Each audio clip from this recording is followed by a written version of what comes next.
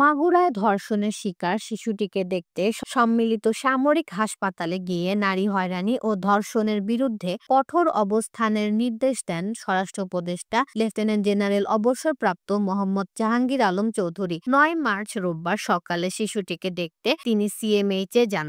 ঘটনার বিষয়ে স্বরাষ্ট্র উপদেষ্টা বলেন, মাগুরায় ৮ বছরের শিশুকে ধর্ষণ ও হত্যাচেষ্টা মামলায় মাগুরা সদর থানায় ৪ জনকে আসামি করে মামলা দায়ের করা হয়েছে এবং মামলার এজাহারভুক্ত ৪ আসামিকে গ্রেপ্তার করেছে পুলিশ। তিনি বলেন, দোষীরা যেন কোনোভাবেই ছাড় না পায় এ বিষয়ে স্বরাষ্ট্র মন্ত্রণালয় সোচ্চার রয়েছে। উপদেষ্টা আরও বলেন, আমি আইন শৃঙ্খলা রক্ষাকারী বাহিনীকে নারী হয়রানি ও ধর্ষণের বিরুদ্ধে কঠোর অবস্থান নেওয়ার নির্দেশ দিয়েছি। এ যাবৎ নারীর প্রতি যত সহিংসতা হয়েছে সেগুলোর তালিকা করে দ্রুত তদন্ত সম্পন্ন করে আদালতে প্রতিবেদন দাখিলের নির্দেশনা দিয়েছি। সে সময় তিনি আরও বলেন, সম্প্রতি ঘটে যাওয়া ধর্ষণের ঘটনাগুলোর সঙ্গে জড়িত অপরাধীদের বিচার নিশ্চিত করা হবে এবং কঠোর শাস্তির আওতায় আনা হবে।